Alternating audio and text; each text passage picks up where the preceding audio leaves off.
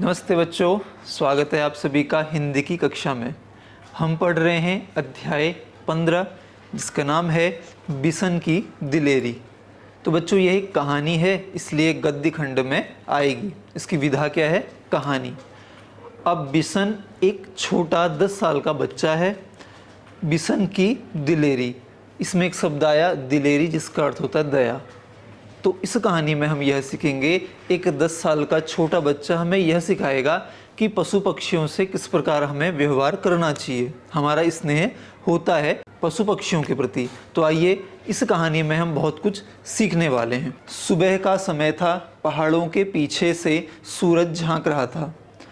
10 वर्ष का बिशन घर से बाहर निकल आया। वह रोज इसी समय इसी रास्ते से कर्नल दत्ता के फार्म हाउस पर जाता है।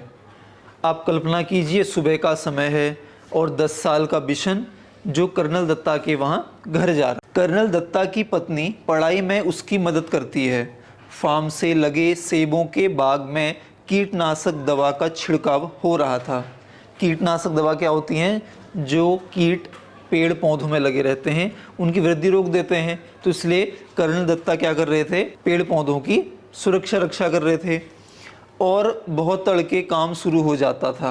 बिशन पगडंडी से अभी सड़क तक आ ही रहा था कि उसे गोली चलने की आवाज़ सुनाई दी। उसने इधर उधर देखा, कोई भी दिखाई नहीं दिया। वह कुछ ही दूर चला था कि उसे फिर गोली चलने की आवाज़ सुनाई दी। तो जिस प्रकार से वह कर्नल दत्ता के घर जाता है बिशन, तो घर पहुंचने से पहले ही उसे गोली की आवाज़ सुनाई देती है। अब एक छोटा बच्चा है जिसकी उम्र 10 साल है, अब गोली की आवाज़ सुनेगा तो डर जाएगा। इस प्रकार क्या हुआ, इस बार एक नहीं 2-3 गोलियां एक साथ ही चली थी। गोलियों की आवाज़ से पूरी घाटी गूंज गई। पक्षी घबरा गए, आसमान में गोल गोल चक्कर काटने लगे, क्योंकि बंदूक जिस प्रकार गोली चली और आसमान की ओर मुँह था, गोली चलते ही जितने भी आसमान में उड़ रहे पक्षी हैं वह घूमने लगते हैं और 10 साल का बिशन डर जाता है। बिशन सहम कर पेड़ों की आड़ में छिपकर खड़ा हो गया। पेड़ों की आड़ मतलब बिशन पेड़ों के सहारे खड़ा हो गया और छिप जाता है। बिशन जहां खड़ा था वहीं चुपचाप खड़ा रहा। उसे वहां से सीढ़ी नुमा खेत और फलों के बाग साफ दिखाई दे रहे थे। तो सीढ़ी नुमा खेत बच्चों आपने पहाड़ में प्राय देखे होंगे, सीढ़ी होती है, जैसे ऊपर से नीचे देखें या नीचे से ऊपर, तो किस प्रकार सीढ़ी होती है, तो ऐसे ही खेत होते हैं।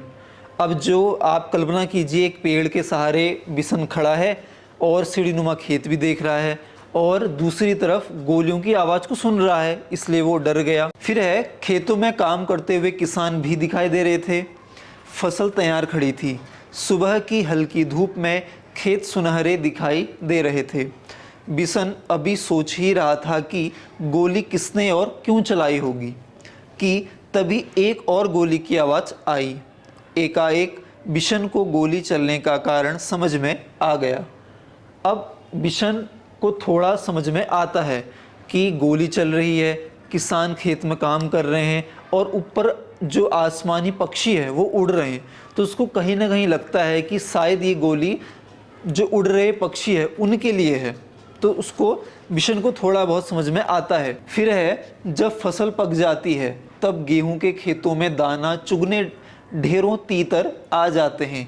हम सभी ने तीतर देखे होंगे। तीतर एक पक्षी है जो कि बहुत सुंदर दिखता है। इनका भोजन, जो फसल पककर तैयार होती है फसल को, और उसमें जो कीट लगते हैं उनको यह खाते हैं।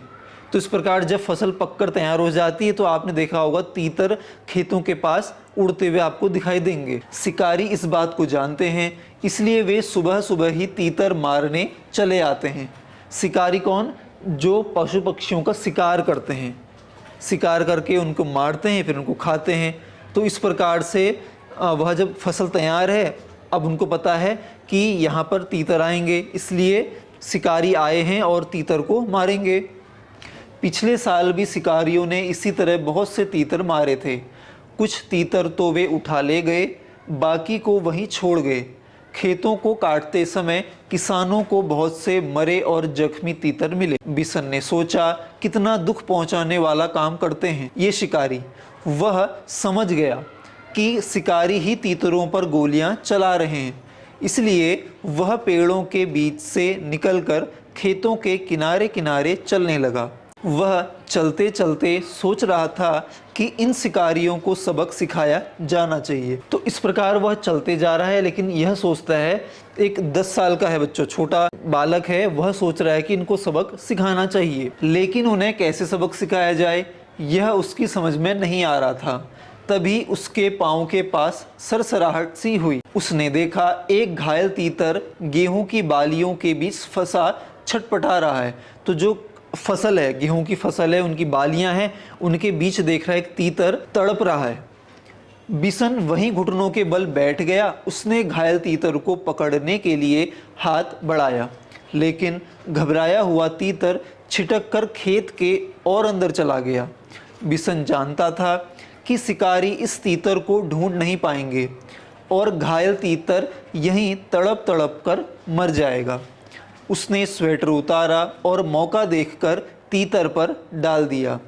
तीतर स्वेटर में फंस गया तो बिशन ने उसे पकड़ लिया। तो इस प्रकार वह देखता है कि शिकारी गोली चला रहे हैं और उससे घायल एक पक्षी खेत के पास गिर जाता है। अब जब बिशन देखता है तो उसको अपनी जैकेट उतार करके पकड़ लेता है और उस तीतर को अपने पास रख लेता है ताकि मैं इसकी सुरक्षा कर सकूं। बिशन ने उसे अपने सीने से चिपका लिया और खेत में से निकलकर पहाड़ी की ओर भागने लगा। वह इतना तेज चल रहा था मानो उसके पंख लग गए हों।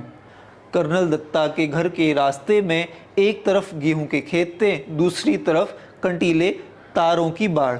तो आप कल्पना कीजिए, एक तरफ खेत हैं, एक तरफ कटीले तार हैं, बीच में छोटा सा रास्ता है। उसी रास्ते से भाग भाग कर जो बिशन है, और बिशन अपने साथ लाता है तीतर, तो उसको ले जाता है कर्नल दत्ता के वहां ताकि इस तीतर की जान बचाई जा सके। बिशन वैसे तो कटीले तारों की बाड़ में से होकर निकल सकता था, परंतु इस समय वह दोनों हाथ से तीतर को पकड़े हुए था। तीतर को संभालना बहुत जरूरी था, इसलिए वह खेतों के साथ साथ छिप छिप कर चलने लगा ताकि शिकारी उसे देख न लें। तो शिकारियों से बचाते हुए तीतर को ले जाता है ताकि वह तीतर बच जाए। वह कुछ ही दूर गया कि पीछे से भारी सी आवाज़ आई, लड़के रुक जा, नहीं तो मैं गोली मार दूंगा। तो जैसे ही वह उन शिकारियों से बचकर तीतर को आगे ले जाता है तो पीछे से आवाज़ आती है। शिकारी देख लेते हैं तो कहते हैं तू रुक जा वरना हम तुझे गोली मार देंगे। तो इस प्रकार से एक छोटा सा 10 साल का बालक एक तीतर को, एक पक्षी को बचाने के लिए किस प्रकार से कार्य कर रहा है, हम इसमें देख रहे हैं।